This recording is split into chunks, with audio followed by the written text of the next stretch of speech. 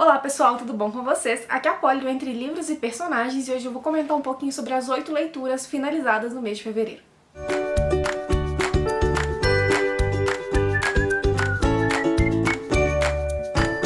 Sim, gente, eu sei que já estamos quase no final de março e eu ainda estou aqui comentando as minhas leituras de fevereiro.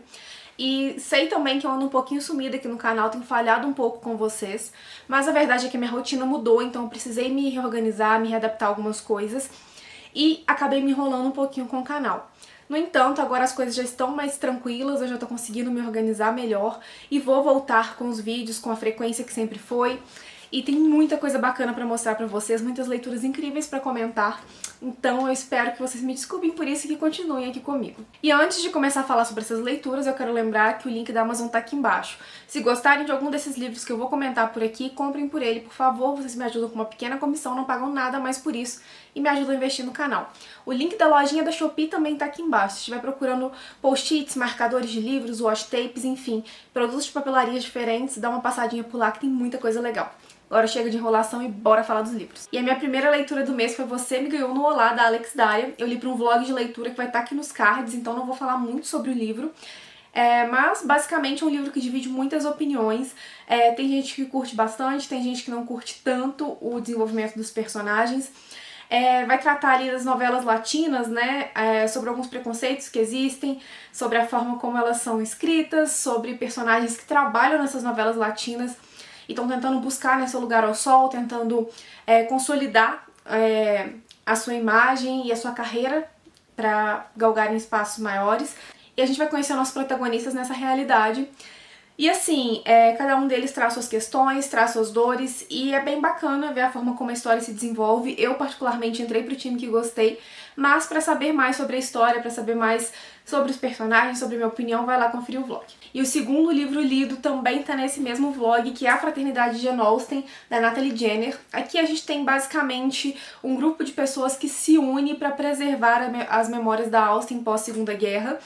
E em paralelo, enquanto eles estão preservando ali essas memórias, eles têm suas questões também a serem cuidadas, né? Eles vão lidando com sentimentos, com frustrações, com acontecimentos na vida de cada um, sabe? E tudo isso vai se envolvendo com as histórias da Austen. É bem bacana, eu gostei muito. Pra quem é fã da autora, vai curtir demais a leitura. Recomendo que vocês leiam todos os livros dela antes de lerem esse aqui, porque tem vários spoilers da obra. Se é que se pode chamar de spoiler, né? Porque escritos há muito tempo, enfim. Mas eu gostei bastante, favorito 5 estrelas.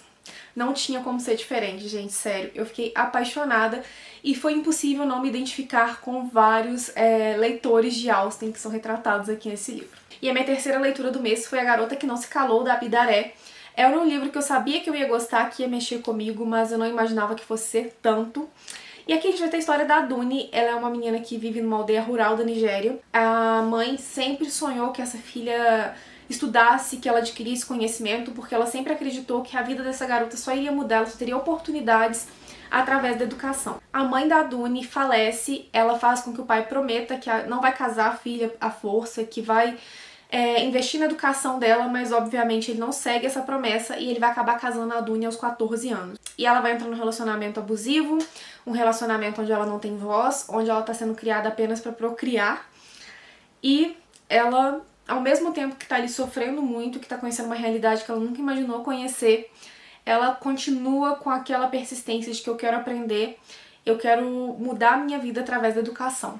Algo acontece, ela acaba parando em uma outra casa, não numa situação muito melhor do que aquela se encontra, e nós vamos acompanhando a jornada dessa menina, a jornada da vida dela, através dos percalços pelos quais ela passa, pra conseguir se educar, pra conseguir transformar o seu futuro, sabe? É uma história que me emocionou muito, a forma como a autora cria isso aqui tudo foi sensacional. A Duni que vai contar a história dela pra gente, e através da escrita dela você vai vendo como ela sai de uma criança indefesa, sem nenhuma perspectiva de um casamento, e como ela vai construindo o futuro dela, como ela vai se educando, como a educação começa a abrir portas e a abrir a mente dela, sabe? E é sensacional, é incrível, foi um livro que me emocionou muito, uma história forte, que além de tudo você ainda conhece muito da cultura nigeriana, de uma cultura patriarcal que ainda existe muito em vários lugares do mundo. E foi outro livro assim que me marcou demais e eu recomendo muito. E a minha leitura seguinte foi A Promessa das Terras Altas, da Hannah Howell. É o terceiro livro da trilogia dos Murray, então a gente vai estar encerrando um ciclo aqui através desse livro.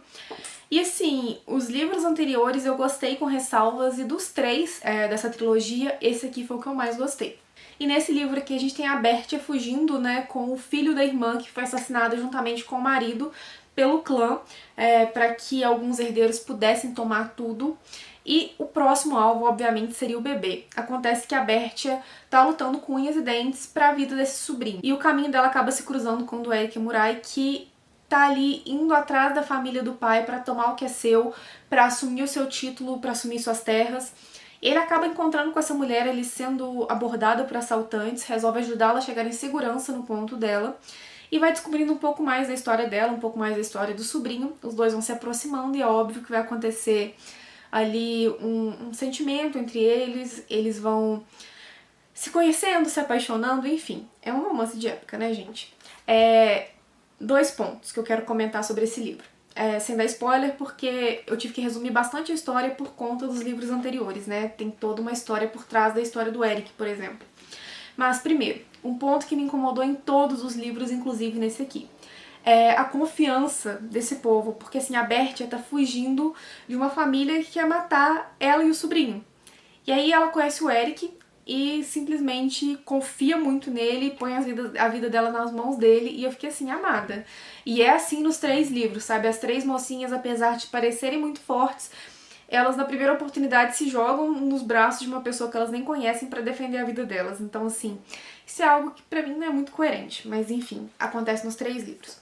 No entanto, apesar desse ponto, eu achei que a autora construiu melhor a história nesse livro aqui, sabe? Eu acho que ela trouxe questões pra Bertia que é muito interessante, questões familiares, a questão dela parecer forte, dela sendo criada como uma mulher capaz de fazer qualquer coisa, mas com um drama e uma história familiar pra trás que é bem desenvolvida no enredo. O Eric também, a gente conhece ele no primeiro livro, então eu acho que ele evoluiu muito nesses três livros e é bacana ver essa evolução. É muito legal ver a forma como eles se apaixonam, como essa história vai acontecendo. Então, apesar, né, dessa confiança desmedida que acontece nos livros, o restante da história me agradou bastante e esse aqui acabou sendo meu favorito da série. E logo depois foi a vez de ler A Devolvida, da Donatella di Pietrantonio. Acho que eu falei o nome da autora certa. Esse livro aqui, ele foi publicado primeiramente pela Tag. Eu não lembro o nome era diferente. Eu vou deixar a capa aqui na tela pra vocês conferirem, talvez vocês já tenham lido. E foi uma história, assim, que foi muito diferente. Foi uma leitura muito diferente do que eu estava esperando e do que eu costumo ler. Aqui a gente tem uma menina que ela foi adotada e aos 13 anos essa família que a adotou a devolve para sua família mesmo, uma família numerosa, com muito menos estrutura e com muito menos educação do que a família que a havia adotado. E a gente vai ter essa menina, essa devolvida, tentando lidar com a sua nova realidade, tentando lidar com uma nova realidade que lhe foi imposta, sem saber nem o motivo de ter sido devolvida para essa família. Então a gente tem essa questão dela se adaptando, dela conhecendo essa nova família, dela tentando encontrar lugar de novo no qual ela pertence, mesmo não se sentindo pertencente a nenhum lugar mais. E nós temos esse mistério, por que ela foi devolvida, o que aconteceu. E é tudo muito interessante, sabe? E esse livro aqui ele é bem fininho, mas te faz refletir bastante. Foi muito interessante, principalmente ver a construção da história dessa menina que foi devolvida com uma irmã, com a qual ela vai criar um laço muito forte. E não, gente, eu não falo o nome da menina porque não se revela o nome dela aqui na história, sabe? E eu acho que essa jornada dela é o mais interessante de tudo, porque a explicação em si do porquê ela foi devolvida é bem vaga e pouco convincente, mas a construção, a história da família, a forma como tudo vem sido trazido é muito interessante. Então, assim, eu acabei gostando muito do livro pelos motivos pelos quais eu não estava esperando. Fez sentido pra vocês? Eu espero que sim. Recomendo a leitura, foi uma leitura que me tirou da minha zona de conforto, que me fez repensar bastante, então eu acho que é um livro que vale a pena ser lido sim. A minha leitura seguinte foi uma leitura conjunta com a Fran, que foi Três Irmãs e um Recomeço, da Susan Mallory. E aqui, basicamente, a premissa são três irmãs que estão passando por situações difíceis por conta de relacionamento, por conta da vida no geral, das expectativas que a sociedade cria, né, para as mulheres e para a vida das mulheres, enfim. E basicamente é cada uma delas passando por essas situações e, segundo a sinopse, elas enfrentariam essas situações juntas, sabe? Só que não é bem o que acontece. Por exemplo, a Finona, ela descobre num programa ao vivo, ela é apresentadora de TV, que o marido tava saindo com uma artista e deixa aquela bomba ali pra lidar com tudo, enquanto essa mulher vai estar sendo entrevistada no programa dela. A Zene, ela é uma mulher que se sente muito bem na sua companhia, não tá à procura de namorado, não tá à procura de um companheiro, e as pessoas vivem insistindo pra que ela encontre alguém. E no caso dela ainda vai acabar se envolvendo numa situação onde ela vai ser barriga solidária de uma melhor amiga que não pode mais ter filhos. E a Ari, ela vai ser abandonada pelo noivo, assim, próximo ao casamento, e ele não vai se dar nem ao trabalho de terminar com ela, porque ele vai mandar o irmão fazer isso. E aí a gente vai vendo essas mulheres lidando com isso, sim, mas de forma separada, sabe? Aquela união entre as irmãs, elas lidarem junto com aquilo, aquele sentimento de família, de pertencimento, só é trazido mais no final do livro. E eu fiquei sentindo falta disso o tempo todo, porque meio que foi o que a sinopse me prometeu, sabe? Então foi uma leitura que eu gostei, mas eu não amei, eu tive minhas ressalvas em relação a ela.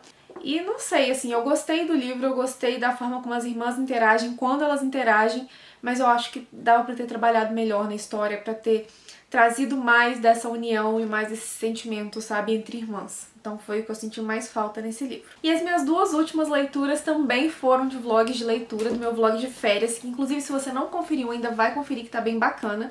A primeira delas foi Mas Tem Mesmo Que Ser Para Sempre, da Sophie Kinsella. Não vou ficar falando sobre os livros também porque já comentei muito no vlog, mas aqui basicamente um casal, eles vão ao médico e esse médico fala que devido ao histórico familiar dos dois, eles ainda têm muitos anos juntos pela frente. E eles começam meio que a surtar com isso porque, meu Deus, a gente prometeu pra sempre, mas ia ser tanto tempo assim esse pra sempre.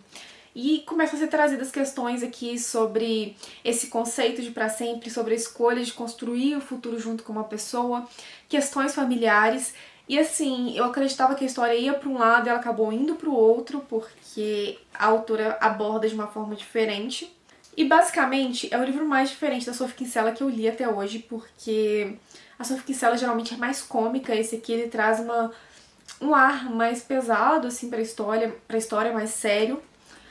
Os personagens são interessantes, algumas temáticas são interessantes, mas eu senti que faltaram alguns desenvolvimentos, sabe? Então foi um livro que eu gostei, mas não amei. Achei uma pegada diferente da Sophie Kinsella, que não é necessariamente algo ruim, mas eu tava esperando uma coisa totalmente diferente, então o problema foram as minhas expectativas. E a minha última leitura do mês foi uma leitura que eu esperava gostar, mas eu não esperava amar tanto. Foi o primeiro livro dessa autora publicado no Brasil, uma autora que eu amo, e eu estou falando de Em Outra Vida Talvez, da Taylor Jenkins Reid, que, gente, sério, essa mulher, ela só me provou com esse livro que a escrita dela sempre foi sensacional, sabe? Basicamente, eu já falei desse livro no vlog, mas é a história da Hannah. A Hannah, ela é uma mulher que ela nunca pertenceu a lugar nenhum, ela sempre viveu se mudando. Ela volta pra cidade natal, vai morar com a melhor amiga, e em um dia, reunindo o pessoal com o qual ela estudou, o pessoal de qual ela gostava, ela acaba reencontrando o primeiro amor dela, o primeiro namorado. E nesse dia ela toma uma decisão, ou ficar no bar e ir com ele pra casa, ou voltar pra casa com a amiga. E a autora mostra pra gente as duas perspectivas dessa escolha, sabe? Ela vai mostrar o que acontece na vida da Hannah quando ela decide ficar e quando ela decide ir embora com essa amiga. E através dessa premissa, a autora vai fazer uma abordagem aqui sobre escolha, sobre destino, se realmente a gente está predestinado a algo pelo universo ou se cada um faz as suas escolhas e vai traçando o seu próprio caminho. E é um livro fantástico, com personagens bem construídos, com um enredo que prende, e ele é intercalado então nessas duas versões da história. Cada capítulo vai contar uma versão e as duas são igualmente fantásticas. Então, assim, recomendo muito Em Outra Vida Talvez, leiam, por favor. Foi outro favorito da autora, tá ali no meu top 5 com toda certeza, talvez no meu top 3. Com certeza no meu top 3, na verdade. E assim, amei muito, recomendo demais. Leiam Taylor Jenkins Reid, gente, sério, porque essa mulher é maravilhosa. E bem, pessoal, esses foram os 8 livros que eu li em fevereiro. Espero que vocês tenham gostado de conferir, mesmo que com atraso, porque vocês viram que foram leituras fantásticas. Comentem aí embaixo se vocês já leram algum, se têm vontade de ler algum, vamos conversar, ok? Eu vou ficando por aqui, deixo aqui do lado mais 2 vídeos que talvez vocês gostem, vale a pena dar aquela conferida. Um grande beijo e até o próximo vídeo.